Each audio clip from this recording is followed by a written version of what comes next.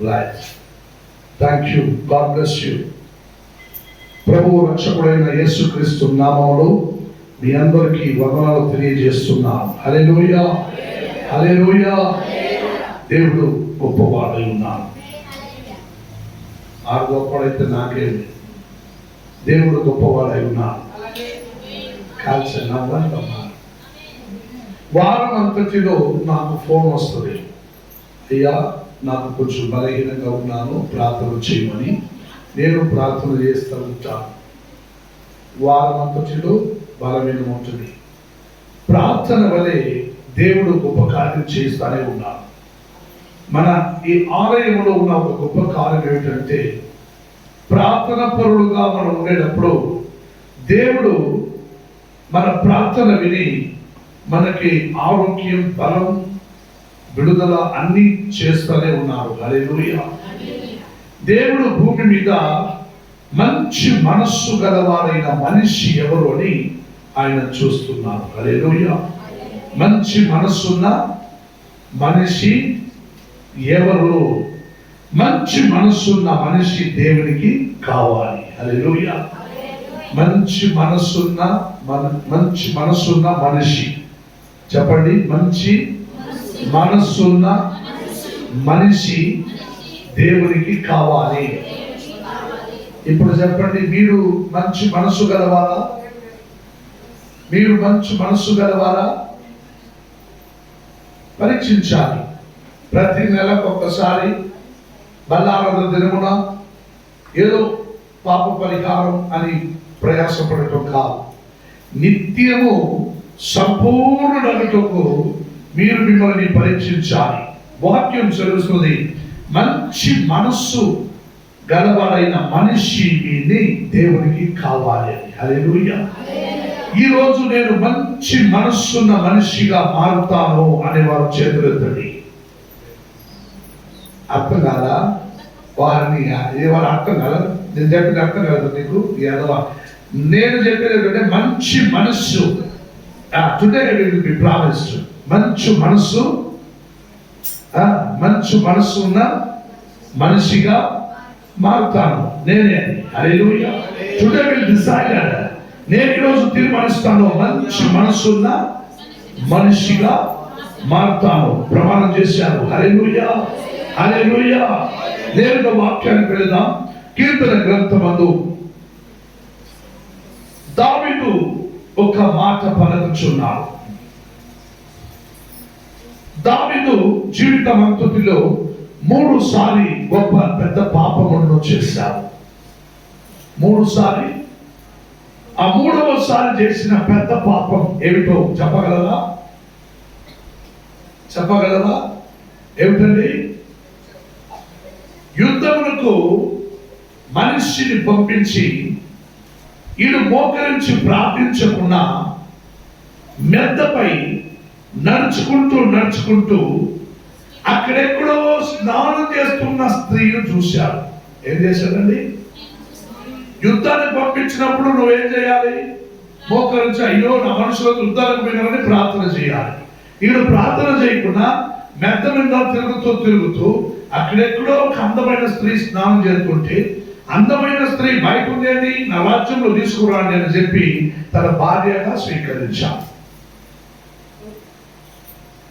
భార్యగా స్వీకరించిన తర్వాత తన ఆమె యజమానుడు అనేవాడు యుద్ధంలో నుండి తిరిగి రావడంలోనే అతనికి, నువ్వు నీ ఇంటికి సెలవెత్తుకుని ఇంటికి పోరంటే వాడు పోదా. అది రాజుల దగ్గర ఉండిపోయినాడు. ఇప్పుడు ఆమె గర్భవతి అయితే దీనికి కారణం ఎవరు అంటే, రాజుడు అంటే న్యాయం చేసేవాడి మీద నింద, న్యాయం చేయాల్సిన రాజు మీద నింద. అప్పుడు ఈ తప్పు బయటకు వచ్చి నలుగురు మధ్యలో ఈ గర్భముకు కారణం ఎవరు అంటే రాజుడు అంటే నా పేరు వస్తుంది.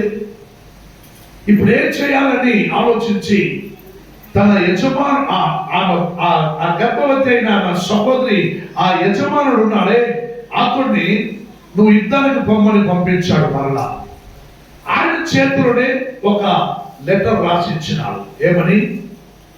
యుద్ధంలో ఉన్న వారి చేతిలో ఈ లెటర్ తీసుకోపోయి ఇచ్చేయమని. అవి తెరిచి చూడంలోనే వాడు తీసుకుపోయి వారి చేతిలో ఇచ్చి వాడు నిలుచుకొని ఉన్నాడు. సేనాధిపతి అనే వాడు అవి తెరిచి చూస్తే అందులో ఏమని రాసిందంటే, ఈ లెటర్ నీ చేతిలో ఎవడు తెచ్చి ఇస్తున్నాడో వాడిని యుద్ధంలో ముందు వరుసలో నిలబెట్టు. ఏమని అర్థమవుతుందా? యుద్ధంలో ముందు వరుసలో నిలబెట్టు. యుద్ధంలో ముందు వరుసలో నిలబడే వారికి ఏమవుతుంది? మరణం నిశ్చయం. అప్పుడు ఈ లెటర్ చూడంలోని ఆ చుట్టి చేతులు పెట్టుకుని రారాన్ని తీసుకెళ్లి ముందు వరుసలో నిలబెట్టాడు. వాడు చచ్చిపోయినాడు. ఈ దేవుడికి ఈ సమస్య కార్యాలు చాలా కోపం వచ్చింది. చాలా నీకు ఎంతో స్త్రీలు భార్యగా నీ సన్నిధానంలో నీ రాజ్యంలో ఉన్నారు కదా. ఆయన ఎందుకు ప్రవక్తుడుగా ఉన్నవాడు వచ్చి ఒక కథ చెప్పాడు. ఒక్కడికి 100 గొర్రెలు ఉన్నాయి, ఒకడికి ఇంకొకడికి ఒక్కటే గొర్రెలు ఉన్నాయి. ఒకడికి 100 గొర్రెలు ఉన్నాయి, ఒకడికి ఇంకొక ఒకే గొర్రెలు ఉన్నాయి. ఈ 100 గొర్రెలు ఎవరో మనిషి చుట్టాలు వచ్చినప్పుడు ఒక్క గొర్రెను తీసుకొని వధించి భోజనమును పెట్టాలి. ఇప్పుడు ఒక గొర్రె తీసి వధించి భోజనం పెడితే 99 అయిపోతుంది, ఒకటి తగ్గిపోతుంది. అందుకేం చేశాడు? పక్కలో ఉన్న వాడిని ఒకే ఒక గొర్రె ఉందే అవి తీసుకుని వచ్చి వధించి అన్నం పెట్టాడు. ఈ మాట రాజులు ఎందుకే వచ్చి ప్రవక్తుడు చెప్పగా, ఇంత దుర్మార్గతనం చేసిన వాడు ఎవడు? నా రాజ్యంలో ఇంత దుర్మార్గం చేసేవాడు ఎవడు? అప్పుడు ప్రవక్తుడు అన్నాడు, ఆ దుర్మార్గుడు నీవే, ఆ దుర్మార్గుడు నీవే. నీకు కావాలంత వాడు రాజకుమారుడు నీ స్థలంలో ఉన్నారు కదా, నీ ఇంట్లో. వాడుకున్నదే ఒకే ఒక భార్య, ఆమెను కూడా నువ్వు తీసుకున్నావు కదా.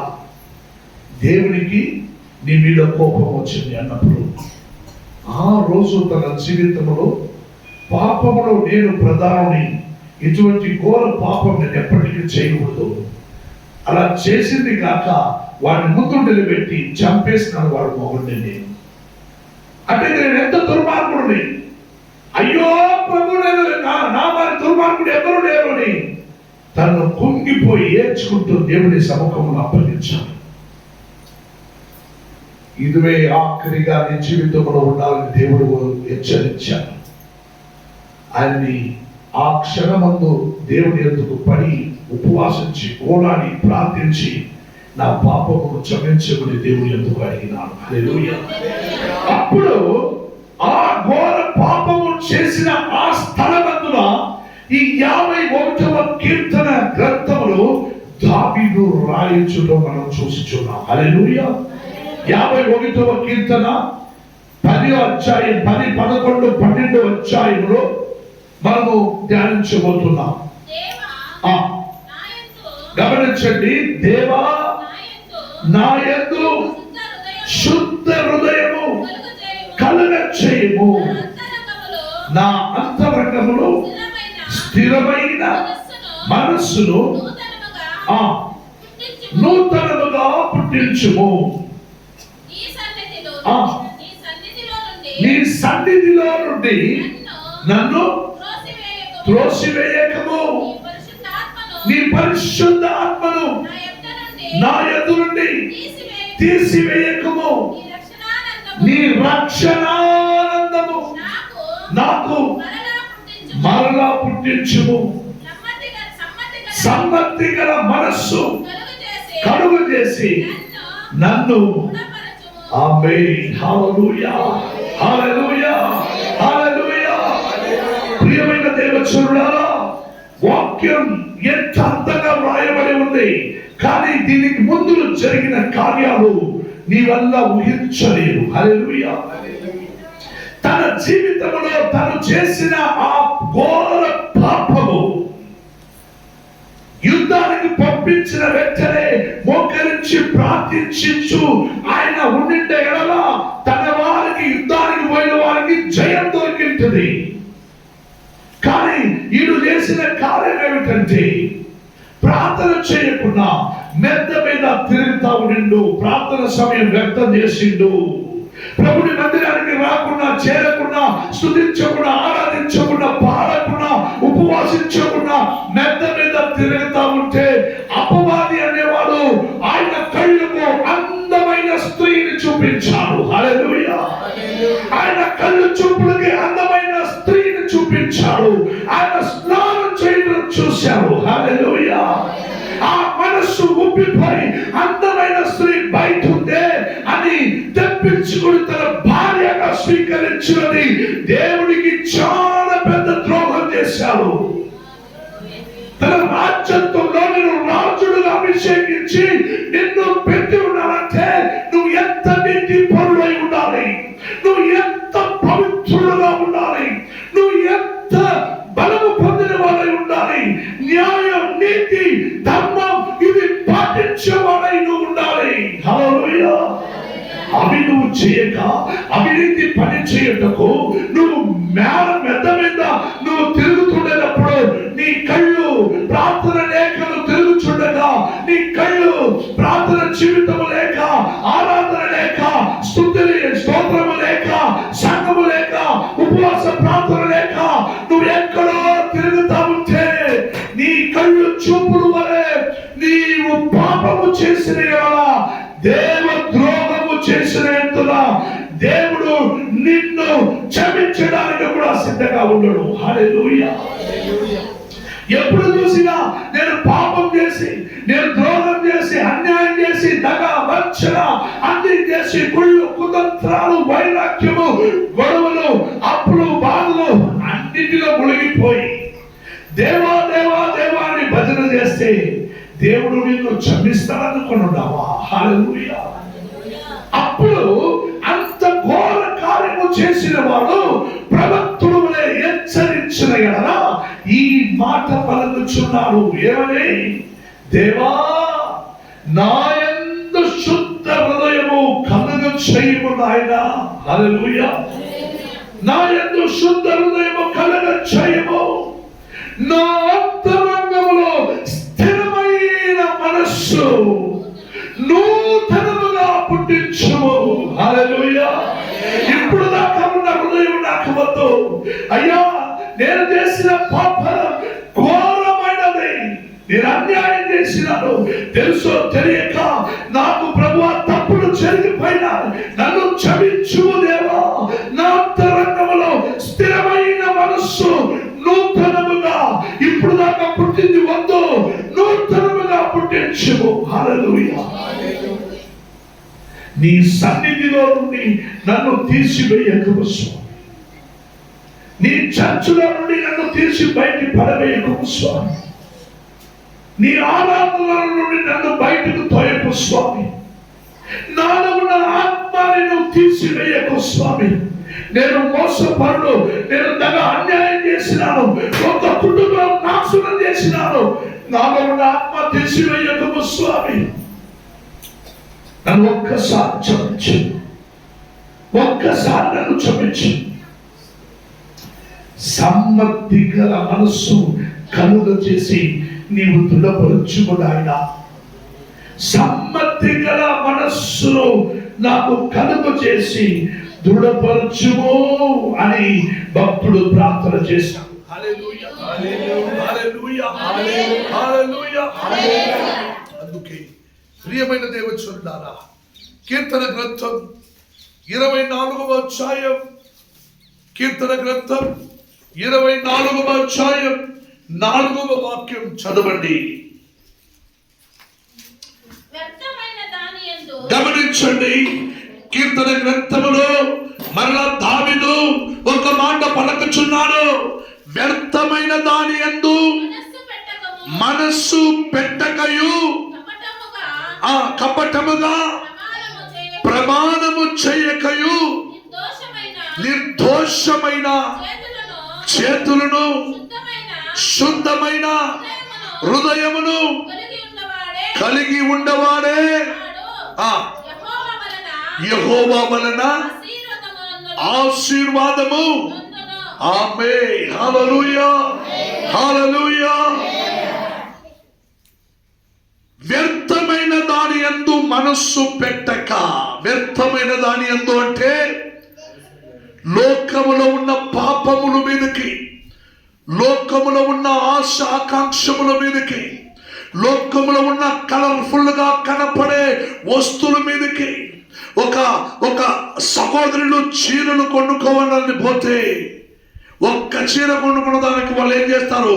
వాళ్ళు 100 చీర చూస్తారు. ఇది బాగుందా, ఇది బాగుందా, ఇది బాగుందా, ఇది బాగుందా చూస్తారా లేదా? అబ్బా నేను చూడను అనేవాళ్ళు ఎవరైనా ఉన్నారా? చూస్తారు. ఒక్కటికొకటి ఇంకా బాగానే ఉంటాయి. వాడు చూపిస్తానే ఉంటాడు, బాగానే ఉంటాయి. అన్ని కొనుక్కోవాలని ఉంది, కానీ చేతులు డబ్బులు లేదు. అయ్యో పాపం. అవునా? అన్ని కొనుక్కోవాలన్నది, అన్ని బాగున్నాయి చూపించినంత, కానీ కొనుక్కున్న దానికి చేతులు డబ్బులు లేవు. ఒక్క చీర కొనుక్కున్న దానికి 100 చీర చూపిస్తే తర్వాత ఆయన మడిచి పెట్టడానికి వచ్చింది ఎక్కడి నుంచి? మొహం చూడు. ఒక్క చీర కొనుక్కున్న దానికి 100 చీర చూపించినాను. అవన్నీ చూసి లాస్ట్లో రేటు పాటించకుండా నాకు వద్దు అని చెప్పి వెళ్ళిపోయే వాళ్ళు కూడా ఉన్నారు. హల్లెలూయా. అప్పుడు ఇంకా తిట్టుకుంటాడు. హల్లెలూయా. ఆడవాళ్ళు చీర కొనుక్కున్నాను పోతే కలర్ఫుల్గా ఉంటాయి చూసి మోసపోకుడి. హల్లెలూయా. నీ చేతిలో ఉన్నంత డబ్బులకి నీకొక చీర, మంచి చీర కొనుక్కుంటూ వెంటనే బయటికి రా, అది మంచిది. హల్లెలూయా. లోకములో వ్యర్థమైన దాని యందు నీవు మనస్సు పెట్టక, మోస ప్రమాణమును ఏది చేయక. మోస ప్రమాణం అంటే ప్రతి వారికి ఒక అలవాటు. నువ్వు మీ అమ్మతోటి లేదు, నువ్వు నీ సాక్షిగా లేదు, నువ్వు నా బిడ్డ సాక్షిగా లేదు, నువ్వు నా సాక్షిగా లేదు నువ్వు వాడు చెప్పడు. నీ సాక్షిగా లేదు నువ్వు వాడు చేస్తే పోతాడు అట్లే. హల్లెలూయా. అది ఒక ఆలోచన. ప్రారంభ దినములలో ప్రమాణం చేయమంటే నీ సాక్షిగా లేదు అన్నాడంట. వాడు అప్పుడే పడి చచ్చిపోయినాడంట. వాడు చచ్చిపోయే స్థితిలో ప్రమాణం చేశాడు. అందుకని ఓయమ్మ ప్రమాణం చేస్తే చచ్చిపోతారని అదే అలవాటు అయిపోయింది మనుషుల మధ్యలో. ప్రమాణం చేయి, దొంగతనం చేసిన మా అమ్మతోడు లేదునా, నా బిడ్డలు సాక్షిగా లేదునా అంటే వాడు తీయలేదు. బిడ్డల పైన ఎప్పుడు సాక్షి సత్తా వచ్చే ప్రమాణం చేశాడో వాడు తీయలేదు అని వాడే డిసైడ్ చేస్తాడు. హల్లెలూయా.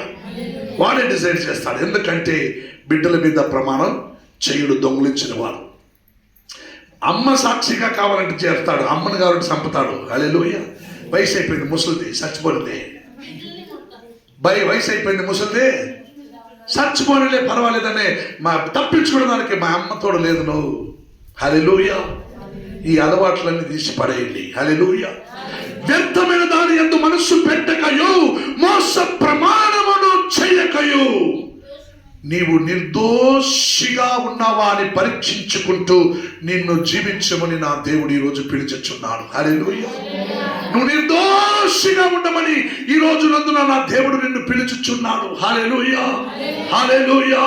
మత్తయి సువార్త 5వ అధ్యాయం 8వ వాక్యం సెలవిస్తున్నది, హృదయ శుద్ధి గలవాడు ధన్యుడు. హల్లెలూయా.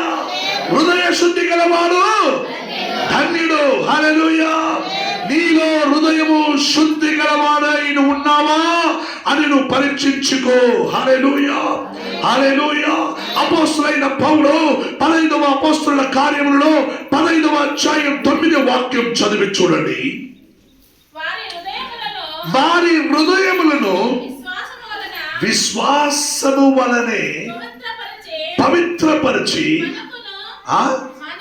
మనకును వారికిని ఏ భేదమైనను కనపరచలేదు గనుక పితరులైనను మోయలేని శిష్యుల మీరెందుకు దేవుడిని గమనించండి. అపోస్తలుడైన పౌలు ఏమంటున్నాడంటే, వారి హృదయములను విశ్వాసమును పవిత్రపరిచి కొని నువ్వు ఉండకపోతే వాక్యం సెలవిస్తున్నది, నువ్వు ఎందుకు వారిని శోధించుచున్నావో. మొదటి సామువేలు గ్రంథమందు పాత నిబంధన గ్రంథంలో ఉన్న వాడమైన సౌలు గురించి కాస్త గమనించినామా? కొత్త నిబంధన గ్రంథంలో ఉన్న సౌలు ఈ మాటలు పలకరించాడు. పాత నిబంధనలో ఉన్న సౌలు ఏమంటాడో గమనించినామా? ప్రవక్తుడైన సామువేలు సౌలుని ఆశీర్వదించమని, అభిషేకించమని సామువేలుతో మాట్లాడాడు. హల్లెలూయా. సామువేలా, సామువేలా, నువ్వు భయపడకు. వాళ్ళు కేకలు వేసి తన రాజ్యత్వంలో న్యాయాధిపతులు కాలం అయిపోయిన తర్వాత రాజులు లేక నా ప్రజలు ఉండవలసినదిగా దేవుడు దీవించిన కాలమందు మరలా ప్రజలందరూ ఏమని కేకలేశారు? మాకు రాజులు కావాలి, మాకు రాజులు కావాలి, మాకొక రాజును ఏర్పరించుము, మాకొక రాజు కావాలి అన్నారు. హల్లెలూయా. సామువేలుని ప్రవక్తుడు పెట్టబడినా నువ్వు మరలా రాజును అడుగుతున్నావేంటే, కాదు మాకొద్దు, ప్రవక్తులు ఉంటే ఉంటారే కానీ మాకు రాజు కావాలని అంది కేకలు వేశారు. హల్లెలూయా. అప్పుడు సామువేలు దేవుడు ఎందుకు వెళ్ళి, అయ్యా ప్రభువా తండ్రి, వీళ్ళందరూ అడుగుచున్న కార్యాలు గమనించావంటే, ఓ దేవుడు ఆ సామువేలుతో మాట్లాడాడు. సామువేలా, వాళ్ళు అడిగినట్టు వాడికి ఒక రాజుని ఇచ్చాయి. హల్లెలూయా. నేను ఎవరిని ఇవ్వాలి స్వామి రాజుగా? రేపు ఈ టయానికి నీ ఎందుకు ఒక్కడు వస్తాడు. ఎవరు వస్తాడు? సౌలు అనేవాడు వస్తాడు. ఏమని అడుగుతాడు? నా గాడిద ఎక్కడైనా కనపడిందా అని వస్తాడు. హల్లెలూయా. దేవుడు అనేవాడు నేను నీకుంటే, నువ్వు అధికారిగాను డబ్బులుగాను లోకరీతిగాను ఆశించేవాడు అయితే, నువ్వు గాడిది మేపేవాడుగాను ఉండబోతున్నావు. హల్లెలూయా, హల్లెలూయా, హల్లెలూయా. నువ్వు దేవుని యందు నీతిపరుడువై జీవించాలంటే, నీ దేవుని యందు నిన్ను పరిశోధించబడిన వాడుగా నువ్వు బ్రతకాలంటే నువ్వు చేయవలసిన కార్యం చదవండి. మొదటి సామువేలు గ్రంథమందు 10వ అధ్యాయం 9వ వాక్యం చదవండి. అతడు సామువేలునకు గమనించండి, ఆయన అట్లా అదే ప్రకారము సౌలు సామువేలును వెతికి వచ్చి, నా గాడిది కనపడలేదు చూసావా అన్నాడు. నువ్వే కావాలి రమ్మని చెప్పి అతడిని నూనె పోసి తల మీద అభిషేకించి ఆ ఇశ్రాయేలు వారి ప్రజలకు రాజుగా అభిషేకించి ఉన్నది, నువ్వు వెళ్ళమన్నాడు. అభిషేకించిన తర్వాత ఆయనకు ప్రవక్త చెప్పిన తర్వాత ఆ రోజు ఇద్దరు కలిసి తిని అక్కడే ఉండిపోయినారు. తెల్లార జామును లేచి ఆయన్ని సామువేలు సౌలుతో మాట్లాడి, నువ్వు వెళ్ళము, నా దేవుడు నిన్ను ఇంకా నడిపిస్తాడు, పరిశుద్ధాత్మ నిన్ను కొనసాగుతుంది అని చెప్పి సౌలును వదిలిపెట్టి సామువేలు వెళ్ళుచుండగా అప్పుడు ఈ మాట చెబుతున్నాడు. చదవండి. సామువేలు వద్ద నుండి వెళ్ళిపోవుటకై తిరుగగా దేవుడు అతనికి కొత్త మనస్సు. ఆమేన్. హల్లెలూయా, హల్లెలూయా. నేను చెప్పేవన్నీ ఏదో కొన్ని చందమామ కథ లాంటిదై ఉన్నదా మీకు? నేను చెప్పిన కార్యమన్నీ పరలోక రాజ్యానికి సంబంధించిన నా దేవుడు ఇహలోకమందున్న ప్రతి ఒక్క ప్రవక్తులను, రాజులను, సేవకులను అభిషేకించిన విధానం, ఇవ్వబడిన విధమును చెప్పి గురించి నేను మాట్లాడుచుండగా మీరు మౌనంగా ఉండటం ఏమిటి నా సోదర సోదరులారా? ఈ మాట పలకగానే మీరు మీ అంతరాత్మములో హల్లెలూయా, హల్లెలూయా, హల్లెలూయా, అవును, ఆమేన్, ఆమేన్, ఆమేన్ అని నీవు అరవాలి. ఎందుకంటే నిన్ను దేవుడు అందుకే ఆదుకున్నాడు. హల్లెలూయా, హల్లెలూయా. సామువేలును సౌలును వదిలిపెట్టి నేను వెళుతాను, ఇక ముందు దేవుడిని నడిపిస్తాను అని చెప్పి అలా తిరిగి వెళ్ళుచుండగా వెంటనే సామువేలు తిరిగిన వెంటనే దేవుని ఆత్మ సౌలుకు ఇవ్వబడినది. హల్లెలూయా. సామువేలు వెళ్ళిపోయిన వెంటనే దేవుని ఆత్మ సౌలు మీద వచ్చినది. హల్లెలూయా, హల్లెలూయా. అందుకే ప్రియమైన దేవచరులారా, అప్పుడు దేవుడు కొత్త కొత్త మనస్సును సౌలుకు ఇచ్చాడు. హల్లెలూయా.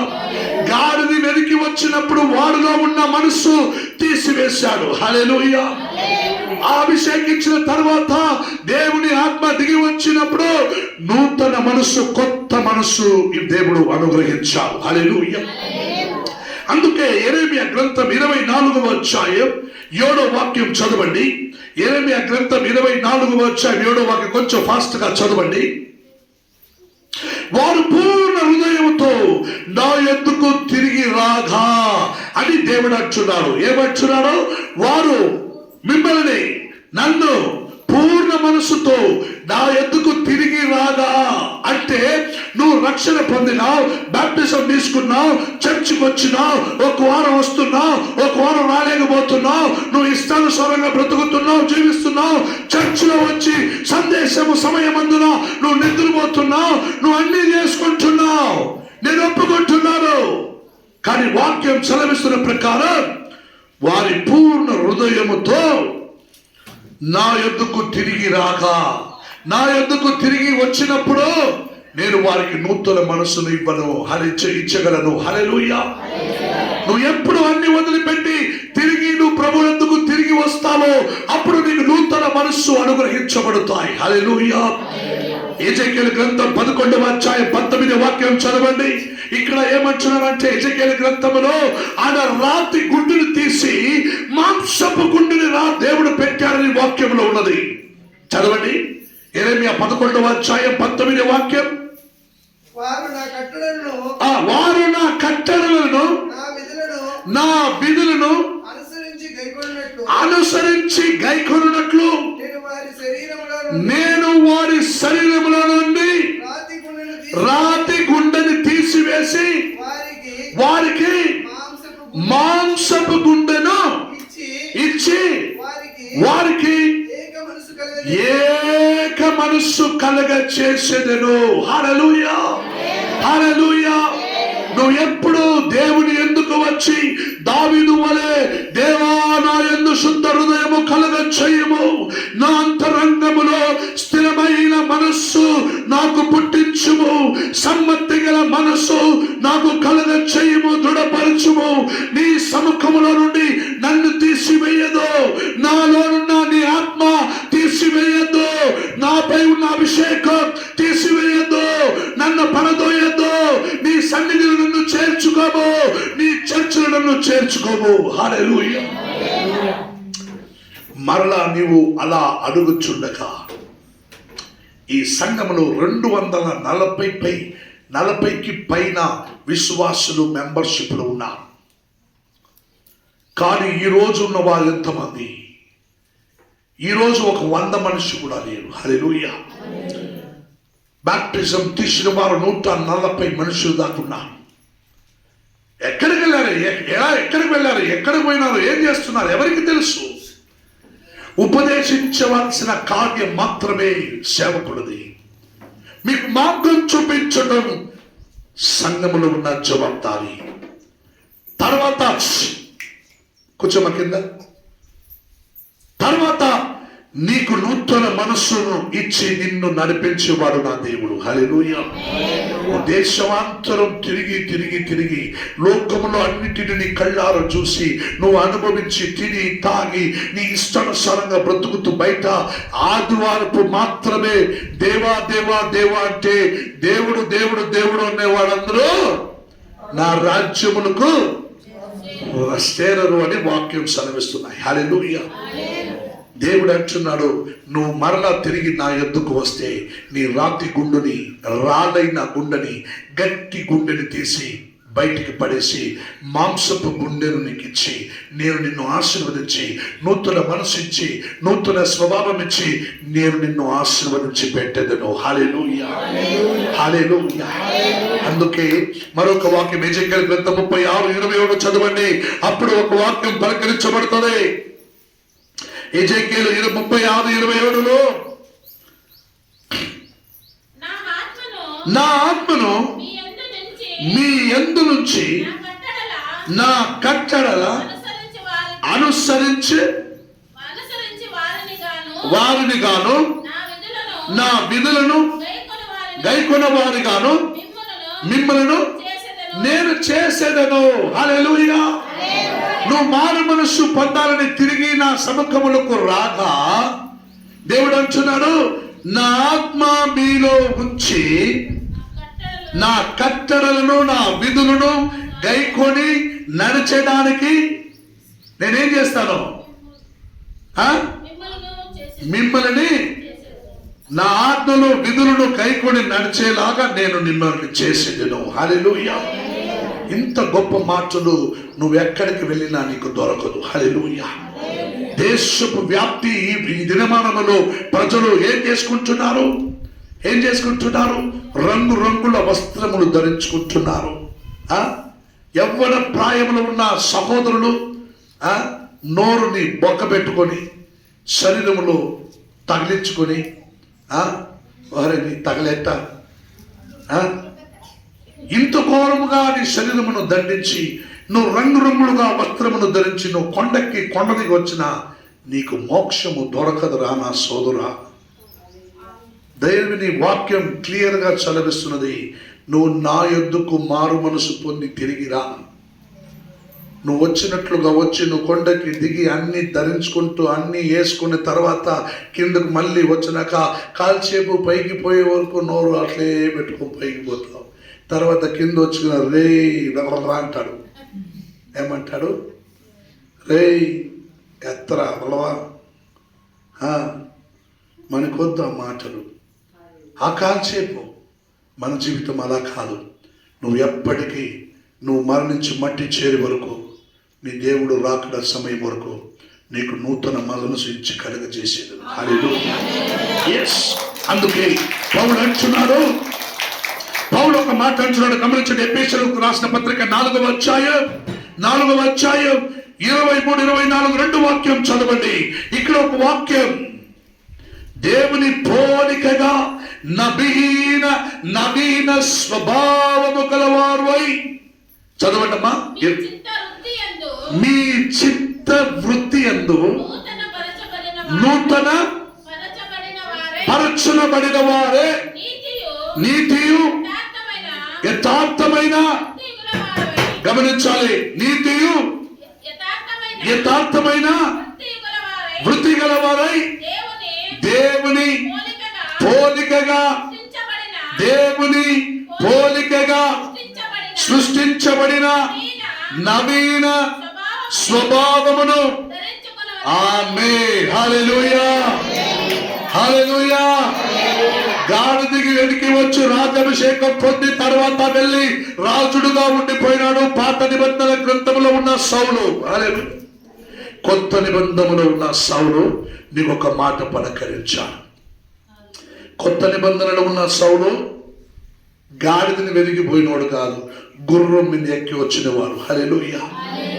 గుర్రం మీద ఎక్కి క్రైస్తవులను హింసించడానికి రాజ్యాజ్ఞ పొంది గుర్రం మీద వచ్చి ఎక్కడెక్కడ చర్చు ఆరాధన స్తుతి పాటలు పాడుతూ ప్రార్థిస్తున్నారో వాళ్ళని బంధించడానికి రాజ్యాంగ ముద్ర వేసి అధికారుడుగా వచ్చిన వాడు కొత్త నిబంధన సౌలు. గుర్రం మీద వస్తుండగా దేవుడు ఏం చేశాడండి?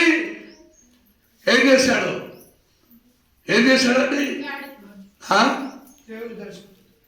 ఏం చేశాడు? ఫస్ట్ ఏం చేశాడు? గుర్రం కాలుకి అడ్డుపడినాడు. హల్లెలూయా.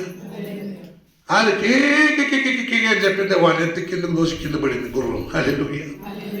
నేల మీద పోయినోడు, ఓహో ఎక్కడ పడినా నేను 3 రోజులు దిక్కు లేదు, కనపడలేదు, కన్ను కనపడలా, ఏమి లేదు, దిక్కు ముఖం తెలియక 3 రోజులు పడి ఉన్న చోట్ల నేనెక్కడున్నాను. హల్లెలూయా. అప్పుడు ఆకాశమునొద్దు నుండి మెరుపు లాంటి ఒక శబ్దం, ఒక స్వరము. ఏమని? సౌలా, ఎందుకు నా వారిని హింసిస్తున్నా? ఓహో, ఎవరయ్యా నువ్వు? నేనెప్పుడు హింసించానయ్యా? నువ్వు ఎవరు? నేనెప్పుడు నేను చూశాను? క్రైస్తవులు అంటే అది నేనే. నన్ను ఆరాధించే వారందరూ నా వాళ్ళు. క్రైస్తవులు అనే వారందరూ నా వాళ్ళు. యేసు సౌలుతో మాట్లాడినాడు. సౌలు ఒక యూదా కులముకు చెందినవాడు, రాజ్యాజ్ఞ పొందుకుంటూ క్రైస్తవులను హింసించాలని వచ్చినవాడు. కానీ అటువంటి వాడు గుర్రము కాలుకి అడ్డుపడి కింద పడేసింది. 3 రోజులు కళ్ళు కనబడలేక భూమిలో తిరిగినాడు. హల్లెలూయా. దేవుడు తనతో మాట్లాడి 3 రోజులు అక్కడ కన్ను కనబడలేక పెట్టిన తర్వాత ఒక దైవ సేవకుడు ఆయన తల మీద చేయిబెట్టి ప్రార్థించగా సౌలుకు మరలా కళ్ళు వచ్చింది. హల్లెలూయా.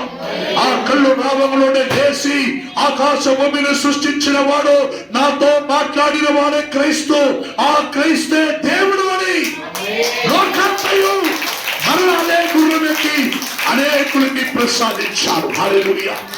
మరలా అదే గుర్రమెక్కి దేశాంతరం వ్యాప్తిపోయి క్రీస్తువును హింసించలేదు. అన్య జాతి మతముల దగ్గరికి వెళ్ళి, యూదా కులము దగ్గరికి వెళ్ళి, తన వారి దగ్గరికి వెళ్ళి యేసు ఒక్కడే దేవుడు అన్నాడు. ఎవర్రా నువ్వు మనోడు కదరా, నువ్వు మా కులం వాళ్ళు కదరా, ఏదైనా యేసు దేవుడు అంటున్నావు, నీకేం తెలుసురా బాబాయ్? ఆడ నన్ను కిందకు దొబ్బిండు, 3 రోజులు కళ్ళు పడిపోలేక పడి ఉన్నా నేను. ఇప్పుడు ఏదో చేసినాను, నేనే దేవుడు నాతో మాట్లాడిండు, నన్ను మర్యాదగా పంపించినాడు.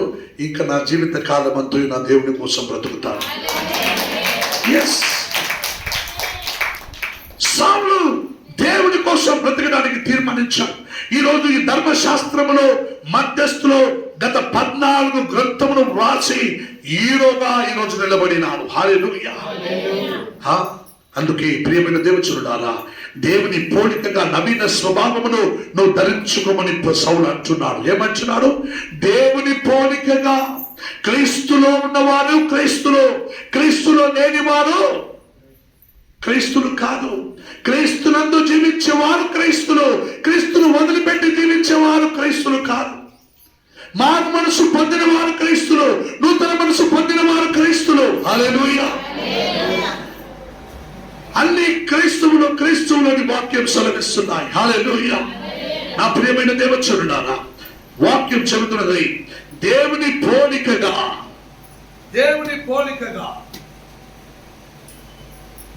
పోలికగా నవీన స్వభావమును ధరించుకోమని దేవుడిని హెచ్చరిస్తున్నాడు. ఈరోజు నేను పరిశుద్ధులై ఉన్నాను కాబట్టి నువ్వు పరిశుద్ధులుగా ఉన్నట్టున్నాడు దేవుడు. నేను పరిశుద్ధులుగా ఉంటే నువ్వు బురదలో నిలుచుకుంటావా? పాపంలో ఉంటావా? నేను పరిశుద్ధుడు, నువ్వు నన్ను వెంబడుతున్నావు అంటే నువ్వు పరిశుద్ధుడుగా ఉండురా. నువ్వు పరిశుద్ధుడుగా ఉంటేనే. హల్లెలూయా. హల్లెలూయా. 10 మనుషులు కూడి కూర్చొని ఉండగా నువ్వు ఏదైనా చెప్పుల్లో పేడో ఆడో తొక్కి వాళ్ళ మధ్యలో ఉంటే వాసన వస్తుంది. ఏం చేస్తారు? రే పొరబెట్టి అని తొలగుతారా లేదా? అవమానం అవుతుందా లేదా? దరిద్రుడు ఎక్కడో ఏమో తొక్కు లోపలికి వచ్చేస్తుంది వాసన, వాడి వల్ల మొత్తం గబ్బెబ్బిపోయింది. హల్లెలూయా. అట్నే నా దేవుని ఎద్దుకు ఉండేవాడు నువ్వు నీ హృదయంలో ఏమి తొక్కిపోయినది, ఏమి అంటుకోనుందో పరీక్షించుకో. లేకపోతే సంఘములో అందరి మధ్యలో దుర్వాసన గలవాడు అయితే నీవు దేవుని రాజ్యానికి చేరువు. లోపల నిన్న పెట్టకుండా పోరా బయటకంటే నువ్వే పరిగెత్తుకుని బయటకు పోయి కాళ్ళు కడుగుంటావు. అది ఏమైనా తొక్కితే కాళ్ళు కడిగితే పోతాయి. నీ హృదయంలో ఏమైనా తొక్కి ఉంటే అంటుకొని ఉంటే నువ్వు కాళ్ళు కడిగితే హృదయం స్నానం చేస్తే పోదు. నా దేవుడు మరలా తీర్మానం చేయాలి. దావీదు వలె దేవా నా యందు శుద్ధ హృదయము కలుగచేయుము. హల్లెలూయా. నా అంతరంగములో స్థిరమైన మనస్సును పుట్టించుము, సమర్థి గల మనస్సు కలుగజేసి నన్ను దృఢపరచుము. నీ సముఖము నుండి తీసివేయకము, నాలో ఉన్న ఆత్మ తీసివేయకము. అయ్యా నాకు ఒక్క అవకాశం ఇవ్వని అడిగేవారు అయితే ఈ రోజు అడిగినండి. హల్లెలూయా. అలా అడిగేవారు అయితే ఈ రోజు అడిగినండి. వాక్యం 2 రాజుల గ్రంథములో 13వ అధ్యాయం నేనే చదివేస్తాను. 23వ వాక్యం, ఎప్పటికీ తన సముఖముల నుండి వారిని వెళ్ళగొట్టక ఉండెను. హల్లెలూయా. అటువంటి మరలా తిరిగి వచ్చిన వారిని దేవుడు అంటున్నాడు, ఎప్పటికీ తన సముఖములో నుండి వారిని వెళ్ళగొట్టక ఉండెను. హల్లెలూయా. నేనెప్పుడు నా సన్నిధిలో మారు మనసు పొంది, నూతన మనసు పొంది వచ్చిన వారిని నేను ఎల్లప్పటికీ నేను వారిని బయటికి తోరవను. హల్లెలూయా. నేను వారిని విడిచిపెట్టను. హల్లెలూయా. నేను వారిని మరచిపోవను. హల్లెలూయా. ఎప్పుడు నాలో నా గుండెల్లో దాచుకొని ఉంటాడు. ఎప్పుడు నా కుడి చేతిలో వారిని దాచుకొని ఉంటాడు. కోళ్ళు తన రెక్కల కింద తన బిడ్డలని దాచుకున్నట్లే వానొచ్చినా ఎవరు నా బిడ్డలు ఎత్తుకోమంటారో కాగొస్తుందని ఎలా తన బిడ్డలని రెక్కల కింద దాచుకుంటుందో ఆ ప్రకారం నా దేవుడు నీకు ఏ హాని కలుగక తన రెక్కల కింద నిన్ను దాచుకుంటాడు నా దేవుడు. హల్లెలూయా. హల్లెలూయా. హల్లెలూయా. అందుకే రోమాపురముకు రాసిన పత్రిక 8:9 వాక్యం చదువుతుంది. దేవుని ఆత్మ మీలో నివేశించిన ఎడల మీరు ఆత్మ స్వభావము గలవారై ఉన్నారే గాని శరీర స్వభావము గలవారై మీరు కారు. హల్లెలూయా. మీరు ఎలా ఉన్నారండి? ఎలా ఉన్నారు? ఆత్మ స్వభావము గలవారై ఉన్నారు. అవునా? ఆమేన్ చెప్పండి. ఆత్మ స్వభావము గలవారై ఉన్నారా? ఆమేన్. ఆత్మ స్వభావము గలవారై ఉన్నారా? ఆమేన్. శరీర స్వభావము గలవారై ఉన్నారా? హల్లెలూయా. నువ్వు అదే యెరెమీయా 7:16 ఒక వాక్యం చదివితే దేవుడు తీర్మానిస్తే ఇక్కడ దావీదు తప్పు చేశాడు, పాపం చేశాడు, ఘోరమని ఒప్పుకున్నాడు. అందుకే దేవుడు దేవా నా యందు శుద్ధ హృదయము కలుగ చేయము, నా అంతరంగంలో స్థిరమైన మనసు పుట్టించుమని అడిగాడు. దేవుడు క్షమించాడు. లేకపోతే యెరెమీయా 17:16 వాక్యం ఒకసారి చదువుతారా? ఒకసారి చదువుతారా? దేవుడు అంటున్నాడు ఈ మాటలో, నువ్వు వాళ్ళ కోసం ప్రార్థన చేయవద్దు. నేను నిన్ను అనుసరించి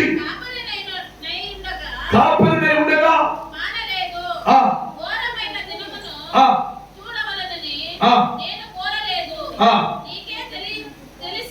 యోబు అధ్యాయం 16 వాక్యం 7:16 యెరెమీయా 7 అధ్యాయం. కాబట్టి నీవు ఈ జనముల కొరకు ప్రార్థన చేయి. ఏమంటున్నాడు? కాబట్టి నీవు ఈ జనముల కొరకు ప్రార్థన చేయవద్దు. వారి కొరకు మొరపెట్టవద్దు.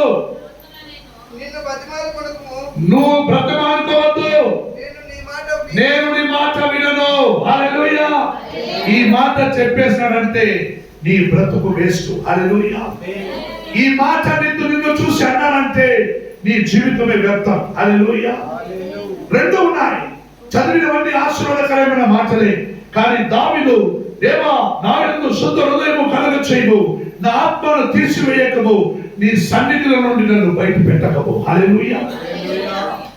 జీవిత కాలమంతయు నీ సన్నిధిలో ఉండే భాగ్యము నాకు ఇవ్వము అని కోరుకున్నాడు. దేవుడు ఇచ్చాడు. కానీ అదే దేవుడు నాతో మాట్లాడి వాళ్ళెంతైనా మారు మనసు పొందరు, వాళ్ళెంతైనా నాకు ప్రియం లేని ప్రజలు, వీళ్ళ కోసం నువ్వు ప్రార్థన చేయవద్దు సేవకుడా, నువ్వు వీళ్ళ కోసం బ్రతకలాడవద్దు సేవకుడా, నువ్వు వీళ్ళ కోసం నువ్వు మొరపెట్టవద్దు సేవకుడా, నువ్వు పెట్టినా నేను విననురా అని దేవుడు నాకు చెబితే నీ కోసం నేను ప్రార్థించిన ఏ లాభం లేదు, నేను నీ కోసం మొరపెట్టిన ఏ లాభం లేదు. దేవుడు తీర్మానిస్తే తప్ప నీ జీవిత కాలమంతయు నీకు ఏది అనుగ్రహించబడదు. దేవుడు తీర్మానం ఉంటే నీ జీవితం అంతటిలో దేవుడు నూతన మనసు, మారు మనసు అన్ని ఇచ్చి నిన్ను ఆశీర్వాదకరంగా పెట్టి ఉంటాం. హల్లెలూయా. హల్లెలూయా. మంచి చక్కటి వాగ్దానం దేవుడు ఇచ్చాడని ఒకసారి అందరూ చప్పట్లు కొట్టవచ్చు.